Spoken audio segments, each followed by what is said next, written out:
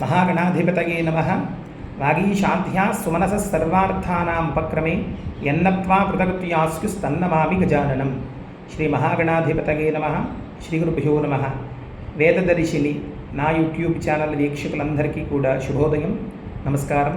ఇవాళ అమావాస్య యొక్క విశిష్టత, అలాగే ఈ మధ్యన చాలామందికి వచ్చే సందేహ నివృత్తి చేయడం కోసం ఈ వీడియో చేయడం జరిగింది. ఇవాళ అమావాస్య నాడు పితృదేవతలను ఉద్దేశించి తిలతర్పణాలు ఎవరైతే చేస్తారో వాళ్ళకి వంశాభివృద్ధి, గోత్రాభివృద్ధి జరుగుతుంది అని చెప్పబడుతోంది.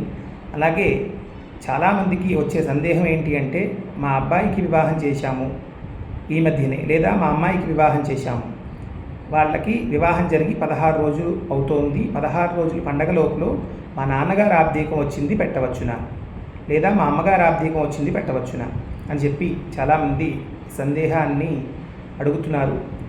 ఖచ్చితంగా ఆబ్దీకం పెట్టాలి. ఎందుకు అంటే, తల్లిదండ్రులు మనకి ఈ దేహాన్ని ఇచ్చి భూమి మీదకి మనల్ని ప్రవేశింపబెట్టారు. అలాంటి తల్లిదండ్రుల యొక్క రుణము తీర్చుకోవడమే ఆబ్దీకము.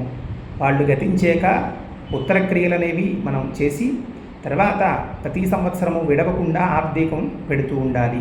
ఖచ్చితంగా వివాహం జరిగిన 16 రోజుల లోపల కాదు, వివాహం జరిగిన మొన్నాడు వచ్చినా సరే ఆబ్దీకం పెట్టాలి. ఎందుకు అంటే, వెంకటేశ్వర స్వామి వారి కళ్యాణం అయిందనుకోండి, చాలామంది వచ్చి దాతలు అక్కడ కూర్చుని ఆ యొక్క స్వామి కళ్యాణాన్ని తిలకిస్తారు, దగ్గరుండి జరిపిస్తారు. లేదు ఈశ్వరుడికి అభిషేకం చేద్దామన్నా చాలామంది భక్తులు వస్తారు. కానీ మన యొక్క తల్లిదండ్రులకు ఉత్తర క్రియలు కానీ ఆబ్దీకాలు కానీ వేరొకరు పెట్టరు. ఖచ్చితంగా అది మనం యొక్క బాధ్యత.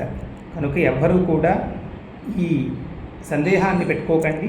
ఖచ్చితంగా తల్లిదండ్రులకు ఎవరైనా సరే ఉత్తర క్రియలు ఖచ్చితంగా జరిపించాలి.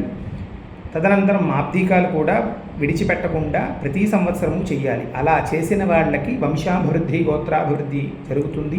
చాలామంది వివాహం అయింది కానీ సంతానం లేదు అని చెప్పి చాలా బాధపడుతూ ఉంటారు. అనేక దేవాలయ ప్రదక్షిణలు కూడా చేస్తూ ఉంటారు.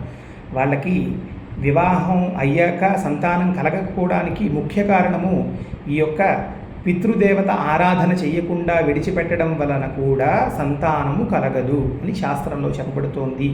కనుక ఈ విషయాన్ని అందరూ దృష్టిలో పెట్టుకుని ఈ యొక్క తల్లిదండ్రుల యొక్క ఈ క్రియలన్నీ జరిపించడం అనేది బాధ్యతగా, ఎవరి బాధ్యతగా వారు తీసుకోవాలి. ఖచ్చితంగా నేను ఇందాక అన్నట్టే మళ్ళీ చెప్తున్నాను, ఎవరి తల్లిదండ్రులకు వాళ్ళే తప్ప వేరొకళ్ళు చేయలేరు. కనుక ఈ పూజ పునస్కారాలు అనేవి అందరూ సామూహికంగా కూడా కూర్చుని చేసుకుంటూ ఉంటారు.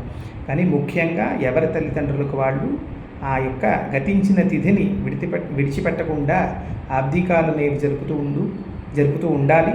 అలాగే వర్ణాశ్రమ ధర్మాన్ని బట్టి స్వయం పాకాలు ఇచ్చుకునే వాళ్ళు కూడా మానకుండా ఖచ్చితంగా అలా ఇస్తూ ఉండడం వలన వాళ్ళకి వంశాభివృద్ధి, గోత్రాభివృద్ధి జరుగుతాయి. శుభం.